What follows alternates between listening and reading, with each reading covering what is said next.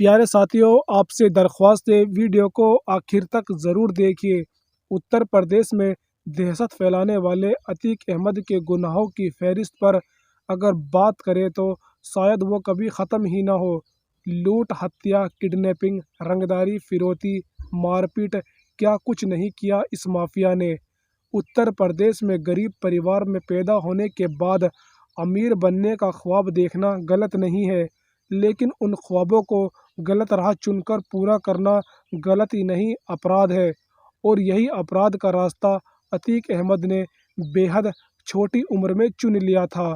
खैर, क्राइम तो इतना है कि कई किताबें भर दी जाए तो भी कम नहीं। लेकिन आज हम आपको बता रहे हैं अतीक अहमद के वो 4 गुनाह जिनकी वजह से शायद खुद अतीक भी कभी चैन की नींद नहीं सो पाएगा। ये गुनाह ऐसे हैं जिन्हें कोर्ट तो क्या, जनता भी कभी माफ़ नहीं कर सकती। अतीक अहमद बचपन में अपने पिता के तांगे में बैठकर अमीर बनने का ख्वाब बुना करता था। आपको बता दें, उसी दौर में चकिया में चांद बाबा नाम से एक गैंगस्टर हुआ करता था। चांद बाबा उस इलाके में सबसे खास रुतबा हुआ करता था, जो अतीक की नज़रों में खटकने लगा।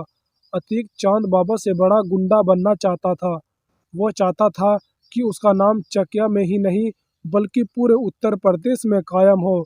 चांद बाबा के खिलाफ उस दौर में कई छोटे बड़े गैंगस्टर हुआ करते थे, जहाँ तक कि पुलिस भी चांद बाबा से छुटकारा पाना चाहती थी। बस फिर क्या था, अतीक अहमद ने उसी का फ़ायदा उठाया और चांद बाबा के खिलाफ एक गैंग तैयार किया।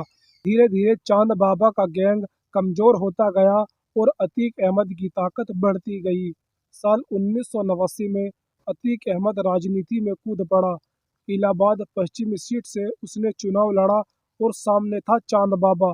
पैसे और ताकत के बल पर ये चुनाव अतीक जीत गया। अतीक अहमद एक बड़ा नेता बन चुका था। उसे जनता ने जीत दिलाई थी, उस पर भरोसा दिखाया था। लेकिन अतीक ने जनता से भरोसा रोन डाला।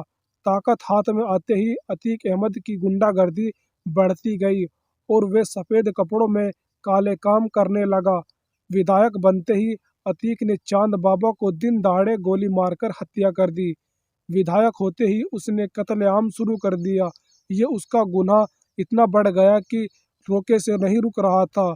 ये वो दौर था जब अतीक अहमद समाजवादी पार्टी के सामने अपनी ख़ास बातें रखता था। उस दौर में समाजवादी पार्टी और बहुजन समाजवादी से मिलकर सरकार बनी थी।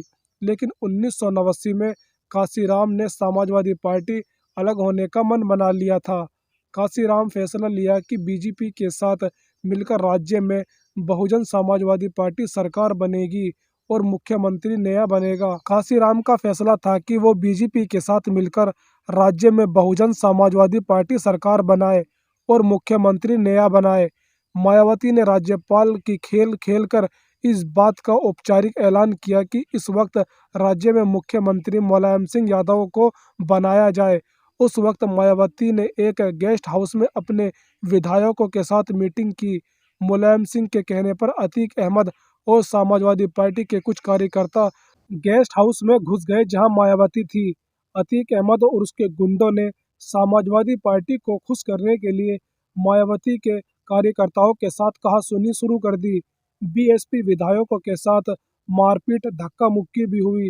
कहा जाता है कि अतीक अहमद और उसके गुंडों ने गेस्ट हाउस की बिजली तक काट दी और अंधेरे में बीएसपी नेताओं के साथ काफ़ी बदसलूकी की।